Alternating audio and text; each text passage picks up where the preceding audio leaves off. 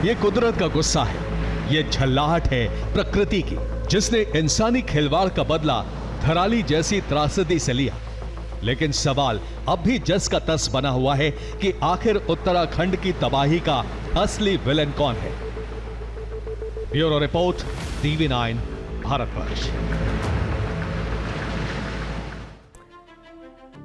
उत्तराखंड, जिसे देवभूमि के नाम से जाना जाता है, जिसकी प्राकृतिक सुंदरता पूरी दुनिया को अपना मुरीद बनाती है। यहाँ गंगा, यमुना, भागीरथी, अलकनंदा और ऋषिगंगा जैसी नदियां कल कल करके निश्चल प्रवाह में बहती हैं। लेकिन आखिर ऐसा क्या हो गया कि अब इन नदियों ने रौद्र रूप धर लिया? आखिर क्यों कुदरत का क्रोध यहाँ सैलाबी सितम ढा रहा है? क्यों बादल यहाँ बरस नहीं रहे बल्कि ब्लास्ट हो रहे हैं?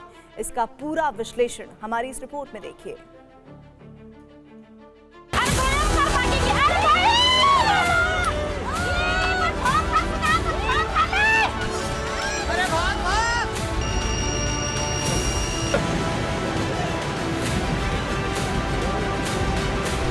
पानी का प्रलय आया था, हाड़ का जर्रा जर्रा थर्रा उठा था, मौत गुर्रा रही थी, सैलाब में इंसान बहते जा रहे थे, मकान, दुकान और इमारतें मलबे में दब रही थी। जैसे जैसे सैलाब आगे बढ़ रहा था, पीछे बर्बादी के मलबे की मीनार बनती जा रही थी। ये उसी तबाही के निशान है।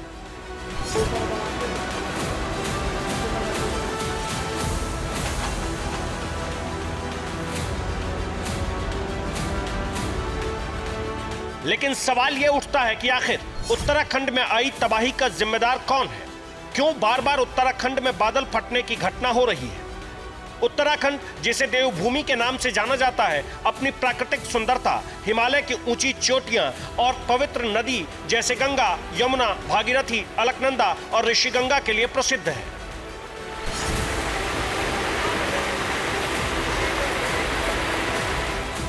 लेकिन हाल के सालों में ये नदियां और पहाड़ बार बार तबाही का कारण बन रहे हैं।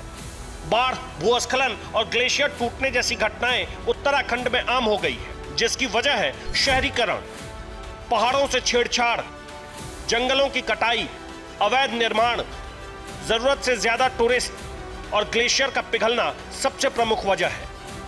उत्तराखंड में लगातार इंसानी जमात प्रकृति के साथ खिलवाड़ कर रही है। शहरीकरण के नाम पर पहाड़ों से खिलवाड़ हो रहा है। आधुनिकीकरण के नाम पर लगातार पहाड़ों को काटकर निर्माण कार्य किए जा रहे हैं। लेकिन इंसानों की यही गलती उनके लिए भारी पड़ रही है। शहरीकरण की वजह से पहाड़ों में सड़कें, सुरंगें और बांध बनाने के लिए बड़े पैमाने पर ड्रिलिंग और विस्फोट किए जाते हैं। इससे चट्टानें कमजोर हो रही है, जिससे लैंडस्लाइड का खतरा बढ़ रहा है। यानी खुद इंसान अपनी तबाही को न्योता दे रहा है। मानव केंद्रित जलवायु परिवर्तन इस समय बादल फटने का मुख्य कारण है। होता क्या है कि मानव केंद्रित जलवायु परिवर्तन से वैश्विक तापमान में वृद्धि आई है, जिससे जो मौसमी तंत्र है वो अनिश्चित और अप्रत्याशित तो हुआ ही है, लेकिन खासकर तूफानी हो गया है। मेघों का निर्माण भी ज़्यादातर क्यूमुलोनिम्बस मेघों का निर्माण हो रहा है। पहले जो 20 से 25% होता था वो अब 90% हो चुका है। यानी ऐसे मेघ जिनमें आर्द्रता का घनत्व अत्यधिक होता है।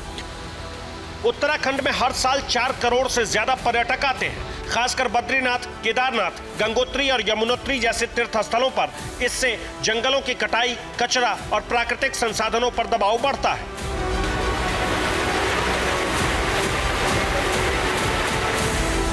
सिर्फ इतना ही नहीं, अलकनंदा और भागीरथी नदियों पर कई बांध बनाए गए हैं। ये बांध नदियों के प्राकृतिक प्रवाह को रोकते हैं, जिससे बाढ़ का खतरा बढ़ता है। उत्तराखंड में अभी 70 से ज्यादा जल विद्युत परियोजनाएं हैं, जिनमें से कई भूकंप संवेदनशील क्षेत्रों में है।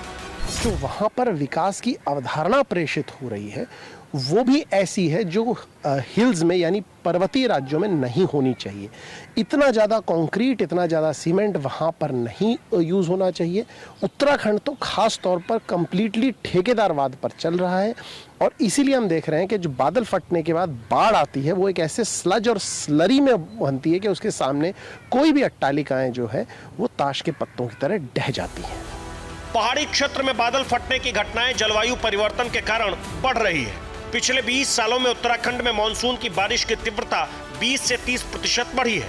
भारी बारिश से नदियां जैसे मंदाकिनी, अलकनंदा और भागीरथी उफान पर आती है, जिससे बाढ़ और भूस्खलन होता है। उत्तराखंड में प्राकृतिक आपदाओं की घटनाएं कोई नई बात नहीं है, लेकिन इनकी तीव्रता और बारंबारता पिछले कुछ दशकों में बढ़ी है।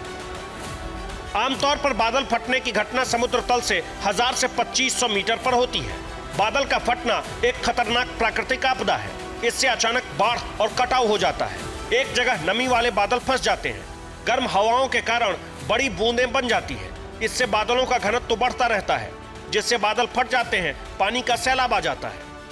प्रकृति के साथ खिलवाड़ जो हम कर रहे हैं उसी का नतीजा है, और साथ ही साथ जिस तरह गलत तरह का जो निर्माणाधीन कार्य उन पूरे इलाकों में हो रहे हैं उसका नतीजा है।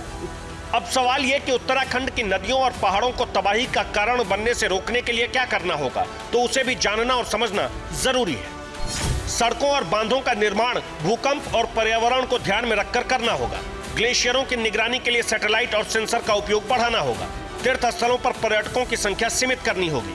कचरे के प्रबंधन के लिए सख्त नियम लागू करने होंगे। जंगलों की कटाई रोककर और पेड़ लगाना होगा ताकि लैंडस्लाइड से बचा जा सके। स्थानीय लोगों को आपदा प्रबंधन की ट्रेनिंग देनी होगी ताकि वे मुश्किल हालात में तुरंत कार्रवाई कर सकें। ये विकास की अवधारणा है ही नहीं, ये उत्तराखंड के विनाश की अवधारणा है। हाल ही में सुप्रीम कोर्ट ने कहा भी था, अभी 3-4 दिन पहले ही कहा है कि अगर ये चलता रहा तो हिमाचल प्रदेश नक्शे से मिट जाएगा। मैं कहूँगा कि हिमाचल प्रदेश, उत्तराखंड और जम्मू कश्मीर, अगर वहाँ इसी प्रकार की विकास की अवधारणा जो प्राकृतिक मूल्यों से परे है, जो वैज्ञानिक मूल्यों को केंद्र में लेकर नहीं चलती, उसको ही हम प्रेषित करते रहे तो ये तीनों राज्य जल्द ही हमारे भारतीय नक्शे से मिट जाएंगे। उत्तरकाशी के धराली में आई त्रासदी इंसानों को कुदरत की सख्त चेतावनी है कि अगर अब भी हम नहीं सुधरे और प्रकृति से खिलवाड़ करना नहीं छोड़ा तो फिर दुनिया को विनाश से कोई नहीं बचा सकता। Bureau report, TV9 Bharatvarsh.